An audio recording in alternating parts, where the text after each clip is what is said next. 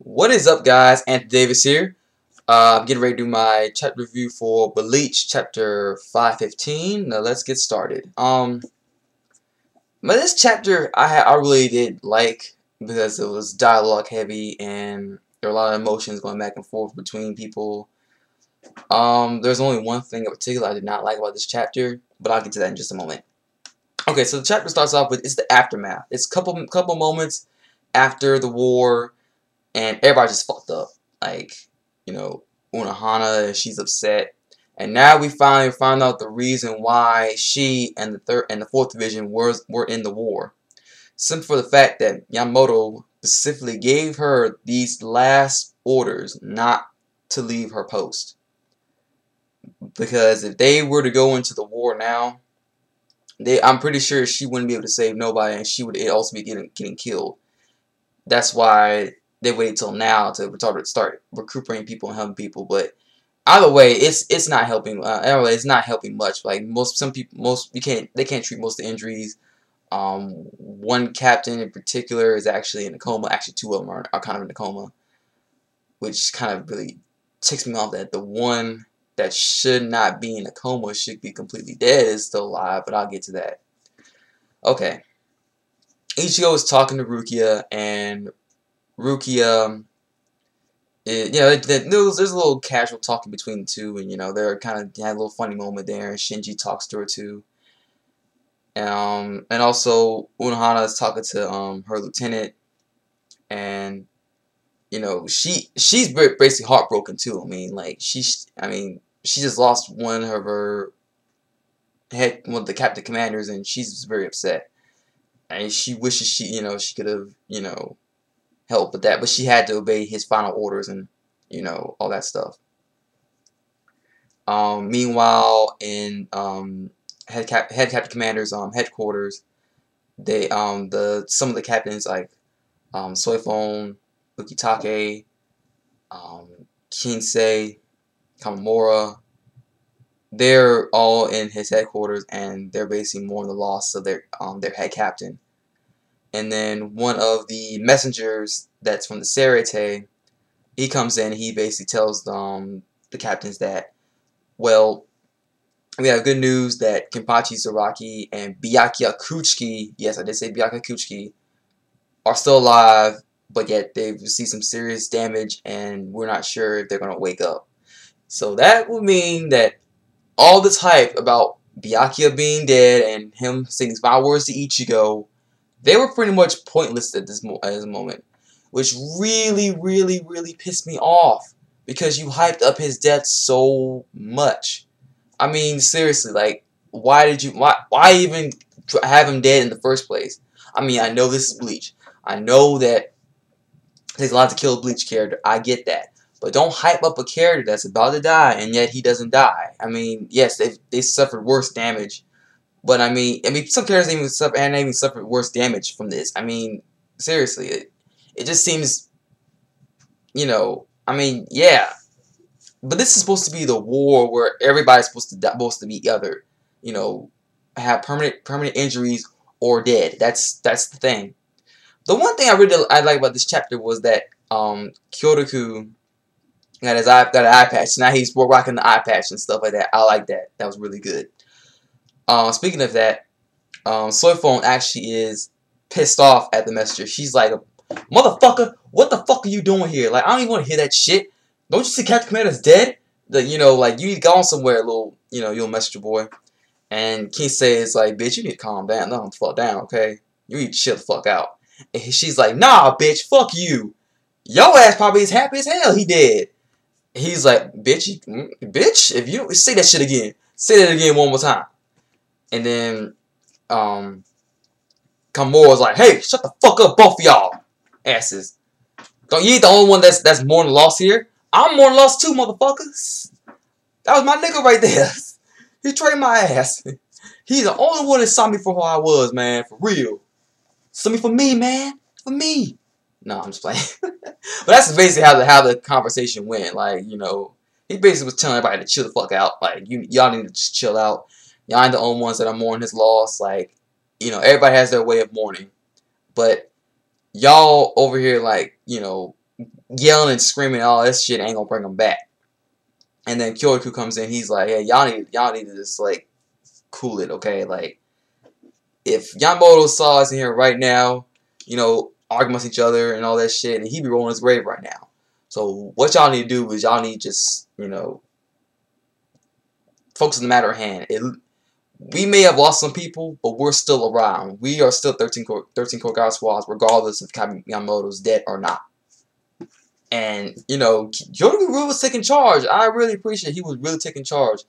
Like, he really knew what he was, just really trying to get everybody to just, you know, get their shit together.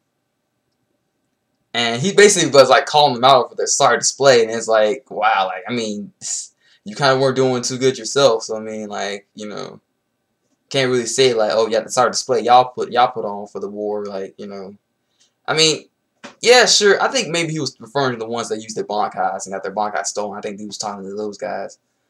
But regardless, I think that's the end of the chapter because he ends up saying, like, we are 13 core God squads. We need to band together and, you know, find a new plan. So I'm thinking that because of Kyotoku, you know, as the temporary leader, I think that he's gonna take Kamiyama's seat and become the head captain, maybe. But maybe or maybe not. Who knows? I mean, it may end up being somebody else, but until then, I think either Kyotoku or I would say Ukitake. Because Ukitake, you know, he is 6, so I mean, there's only logical choice that Kyotoku is, you know, to be next seated captain, as head captain. I can't really say Soifon because, like I said, she's too over emotional for that. She can't really handle that position. Neither can Kisei, because Kisei, he's, you know, he has his attitude as well. So I mean, yeah, sure, he's decent, but I mean, he's not, you know, not head captain material. I mean, Unohana is, you know, she's the healer. She's already dealing with the 4th division. She can't really deal with the head captain position either. I would say Toshiro would be good, but I mean, it'll take him at least 100 years in order for him to get to the level of where Captain Yamamoto was, or even more than that, because Captain Yamamoto was around for thousands of years. So I mean, that's a big seat to fill, you know. Kamura, he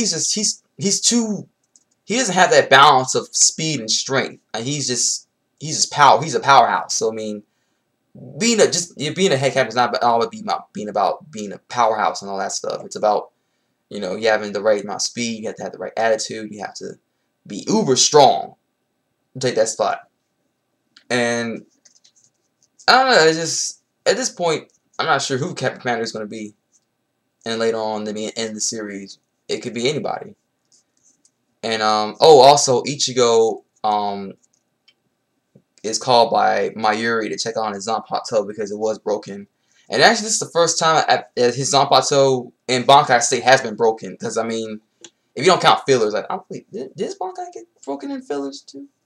I mean, I'm not counting the time where he fought Ichigo in his inner world. That doesn't count.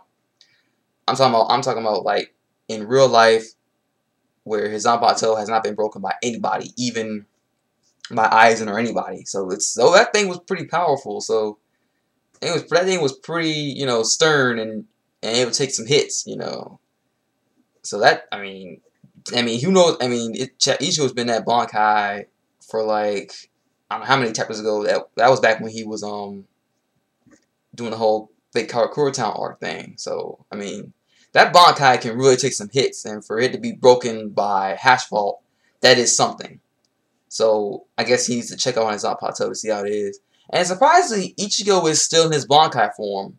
Usually when the battle's over, he probably would have just dissolved the Bankai and reverted back to being regular Zangetsu again.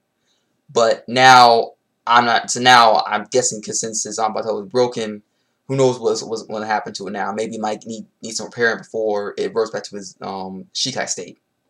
And the one thing I'm really curious about is that ever since Ichigo got his Zangetsu back, he hasn't really been communicating with him like he used to. Is it because that Zangetsu probably feels like, well, damn, you brought back to life. I thought I break that whole speech out for nothing. You know, I thought I was gonna see your ass again. Or is it just because, well, like, so many things are going on that he hasn't had time to actually, like, talk to Zangetsu? Or maybe Zangetsu's, like, maybe not telling him something? Or whatever. Maybe he just doesn't want to talk to him. Maybe they've lost communication somehow. I don't know. It's really, you know, kind of odd when you think about it, that they haven't really communicated like they're supposed to, you know, because usually Zangetsu pops up like maybe 1 or 2 times in the you know, manga anime. I figure that, well, he should still be there. I mean, it is Zangetsu, that is his Zanpakuto. But I'm guessing that maybe Zangetsu might evolve, because we found out that Ichigo is also part Quincy and has all his things running through his mind, especially since Rukia, she noticed what's, you know, something was up with Ichigo. I thought it was gonna be about her brother, because I mean I thought he died, you know, because it really just irritated me, the fact that Byakuya is not dead. I mean, they overhyped him so much for him to die, and then he just doesn't die. He's in a coma state, which means that he may die later on, but not now. It's like, what the hell? I mean, you could have not tried to hype his death up so much if you were going to do that.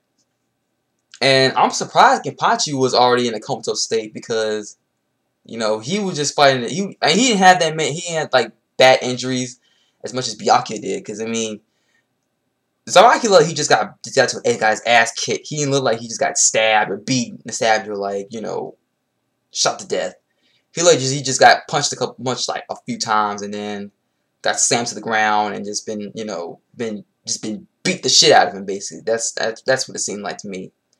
And we also saw a little bit of Ikaku. I know most people didn't see that in the chapter, but Ikaku was also there too. He was a little bit pissed off, because he was saying about how his captain would never be fallen. His captain would never, you know, take that much damage before in his life, and, you know, everything. And he was actually kind of really like, oh my god, my captain is beaten. Like, that never happened before. I mean, it's happened where he's gotten, you know, defeated by somebody like, you know, Ichigo. But he always recuperates. But this time, he's just like, he's really, you know, out for a while. And we don't know how long Byakuya and Kenpachi are going to be out, or if they're even going to become captains anymore, because they may lose their positions, you know, due to the fact that they're, you know, in comatose state. Who knows? We may end up having to fill more seats for positions for captains now. So, who knows? But this chapter was, overall, it was a good chapter. I won't say it was great. I won't say it was okay, but it was good. The only thing that it would have been great if we had found out that Byakuya had died, and then, like, because then, I mean, think about it.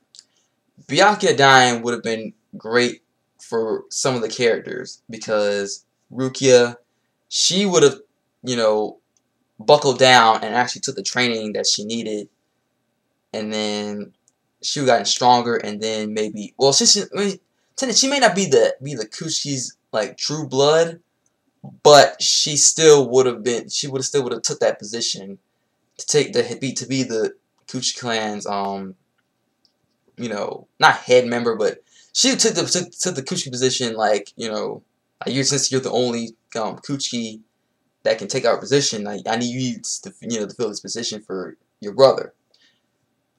And for Renji would have, like, buckled down even further for his training. I mean, yes, he did refer that, you know, like, he may be able to beat Aizen, like, you know, I'm not sure he's able to beat Aizen anyway, but maybe that determination will, you know, since he couldn't defeat his rival, he'll try to become stronger than his rival to that point where he's like, well, I may not be able to fight him and, you know, surpass him by beating him, but I'll surpass him by being stronger than him in the future, so that I can avenge his death. That's what I see it. And then with Ichigo, like, the whole speech with Ichigo, it just seems kind of like, well, I don't know what to say to that now. Even if he's in a comatose state, he's still considered alive in my eyes. The only one Did I? I mean, I think Yamato is dead for, and that he's gone completely. I don't think him coming back to life is relevant whatsoever. But the real curious question is that his Zanpakuto is still, it's still shown in the chapter page. So that means that they don't have like a little bit of resonance left in his Zanpakuto. Well, that concludes my chapter. Comment, rate, subscribe, and all that stuff. I gotta answer his phone. I'll talk to you guys later. Peace, sayonara, and remember, in order to get past the bullshit, you gotta get to the good stuff.